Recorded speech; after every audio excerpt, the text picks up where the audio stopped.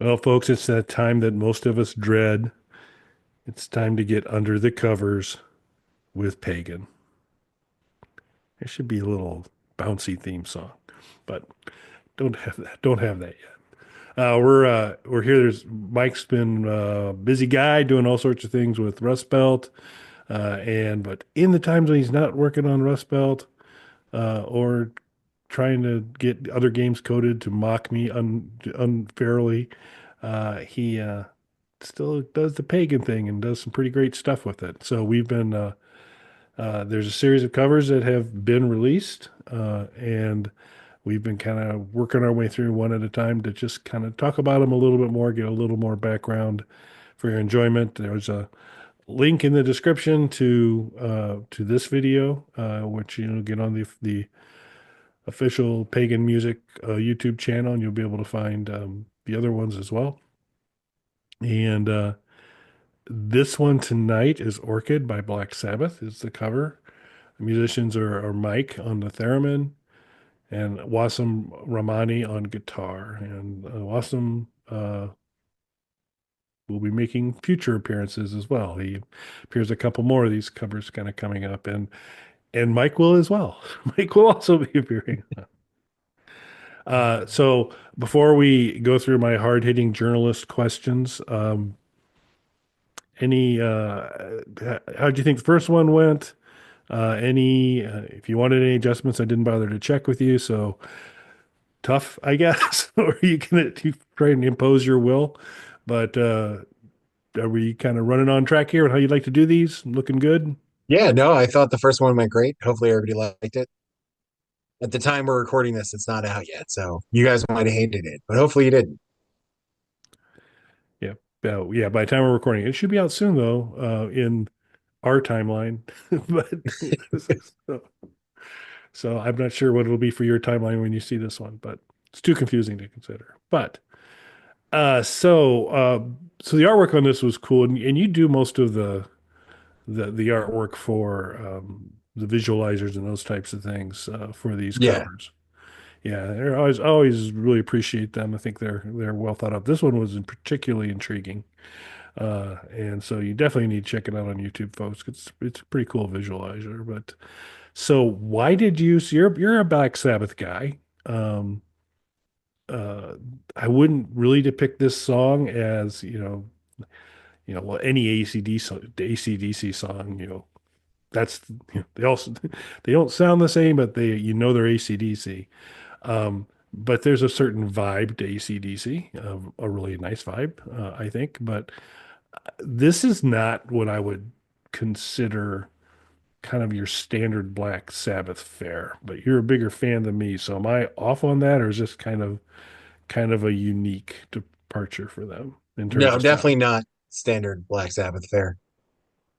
Yeah. Their early albums, they would put a few of them have like short instrumentals, which are basically usually either long intros to the upcoming song or maybe like a bridge between two songs. They did it to pad the album out, but also to kind of give it, an actual flow to it. So it wasn't just hard song about the devil and or drugs, hard song about the devil and or drugs, and one after another to kind of give it a flow. And as a little kid, that was where I learned about that was listening to Black Sabbath records and wondering why these little things were in there. And then, kind of coming to understand that like, oh, you're meant to listen to this all the way through. And this is, just like watching a movie. There's kind of peaks and valleys to it. Gotcha. So, and you're a big Black Sabbath guy. So, of their whole catalog, including multiple smaller little connective tissue pieces as well, why'd you pick Orchid? So this song, and I'm laughing because what I'll say at the end of this. So this song is the laid the foundation for everything that Pagan does. And not in the same way that like Black Sabbath invented metal. And I know there's a lot of like, people, this band was, one of the first shock rock bands, and there was this, and there was that. Like Black Sabbath very literally invented metal. They weren't like proto metal, they didn't contribute to it.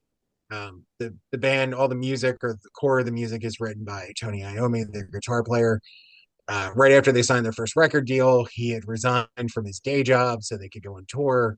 It's a famous story. But he was finishing his last shift and he cut the tips of his fingers off. Finishing his last shift at the factory that he worked at, and pretty much thought he was done. And the record company was like, "Nope, you're still still going out there, still making a record. Nice try. You signed a contract." So he had to change his playing style. He came up with these finger attachments that he wears, and he had to change his playing style. So in doing so, he inadvertently created metal, like the tritone chords with palm muting and things like that. The core of what metal is, they literally created that. It wasn't like there were elements of that floating around, like it didn't exist, and then he cut his fingers off, and then it existed afterwards. So I don't think anywhere else in music something happened that abruptly. And it was immediately, his playing style was immediately adopted by everybody else, including their own contemporaries like Led Zeppelin and things like that. They didn't play like that before Black Sabbath played that way. Everybody heard what he was doing. It's like, how does he make his guitar sound like that? And they didn't cut their fingers off. They took the easy way and just went with the chords and the palm muting and stuff. So, you know, if they were real musicians. I beg to differ. I believe if you do look at Black Sabbath albums and look closely, you will notice a suspicious lack of fingers on most of the guitarists. And now we know why. Yeah. But one of the things that they would do on their records, a lot of people, Black Sabbath, like a lot of bands, when synths started to become more popular in the late 70s and early 80s, started incorporating them in an obvious way, like most artists did. And we talked about this when we did our Alice reviews and things like that. What a lot of people didn't realize, though, is the Black Sabbath always had synthesizers in it. But they would do they just weren't obvious. They would do something that's called synth pads, which wasn't uncommon at the time, but probably uncommon for that type of music, especially when they didn't advertise it. So essentially, synth pads are these kind of low, bassy tones that go throughout a song, and artists would use them to fill out the sound on a record. Records are more or less recorded live back in the day. You could go back and punch things in, but it didn't sound as good because you didn't have digital audio workstations that we have now where you could layer 1,000 guitar sounds together if that's what you wanted to do. You would need 1,000 people in a room. And again, you could splice things together, but it didn't sound as good. So the workaround for that was these synth pads. This was the synth pads in Orchid because it's just Tony Iommi playing a guitar solo. The synth pads are really obvious in the background. It's the first time they're really like an instrument in a Black Sabbath song that everybody noticed. Synth pads are the core of all Pagan songs. I just kind of fell in love with that ominous synth tone. And that's unlike most bands who write something either off of a beat or a melody or anything like that. Almost always start with synth pads and then just start building off of that. So instead of using synth pads as something to fill out the sound, that's the core instrument for everything that I write. And it's because of this song. So this seemed like the one to cover because of that. So the first thing I did was get rid of the synth pads. So there are no synth pads in this. I replaced that part with Theremin. Yeah, I was going to say that. I mean, playing a similar role, it, Yeah. but yeah, that was yeah, headed off my question. I was going to say. So you swap those out for the theremin, but you Yeah. there you go. Um, so did you have Wassim do the guitar work because he was the only guy you could find willing to cut his fingers off, or was there another reason? It was kind of that one. No. I came across him online. He's on a bunch of guitar YouTube channels. He has his own, he just popped up on a bunch of different people's videos playing. And particularly I know he's like a rock guy and there's tons of electric guitar stuff with him, but I just kept coming across videos of him playing acoustic guitar. So that's where I got the idea, like, oh, I should reach out to this guy and see if he wants to do, because on the record, Orchid is an acoustic guitar solo. They would play it live and he would do it with an electric guitar. But on the record, it's a 2 minute acoustic guitar solo, basically with these synth pads underneath it. And I was disappointed we didn't have a reappearance of the canjo, uh, but um, but the theremin is It's coming back.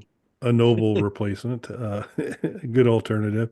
And for the sharp-eyed viewers, if Mike actually had lights in his studio, you'd be seeing his theremin in the background there. It's the white, somewhat cigar-shaped looking device back there. But That white UFO behind me, yeah, yeah, super fun instrument. Um, really, really cool stuff.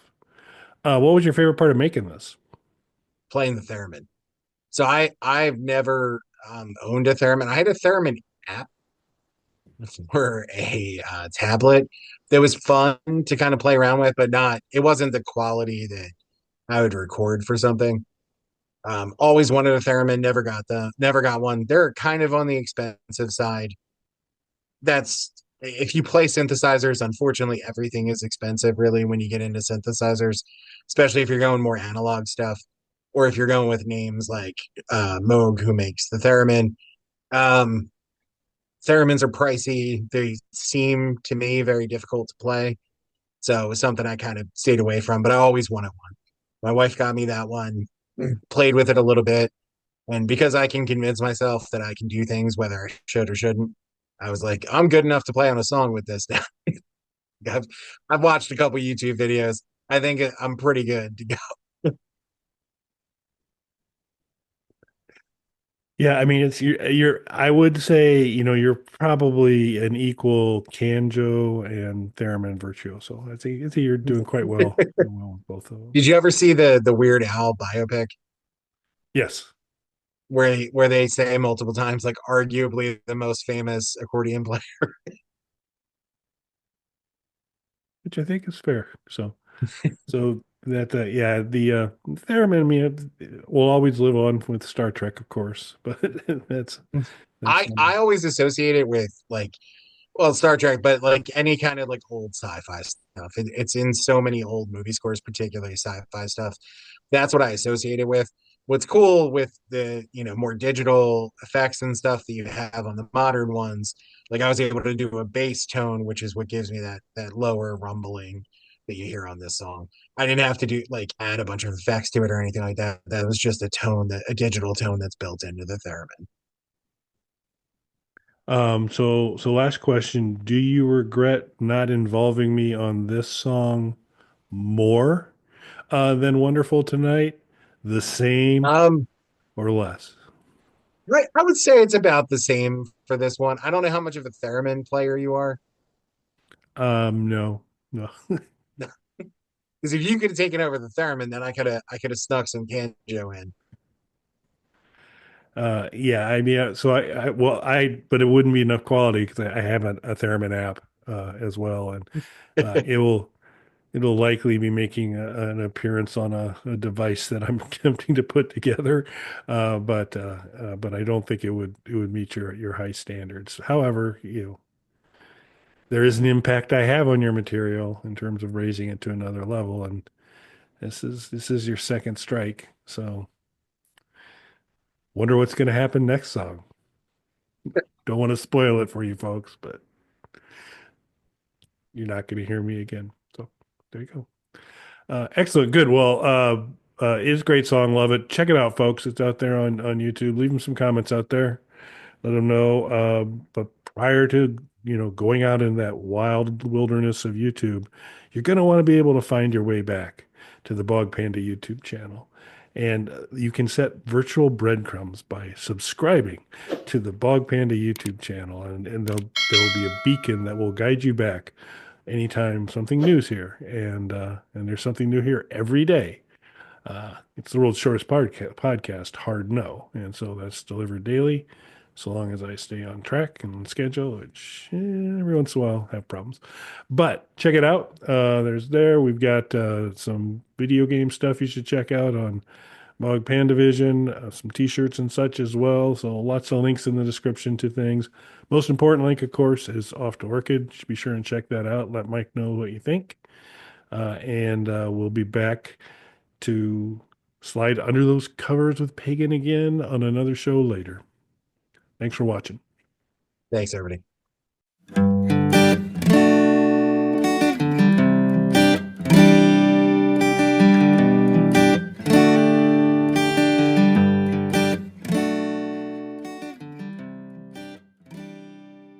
Mog Panda.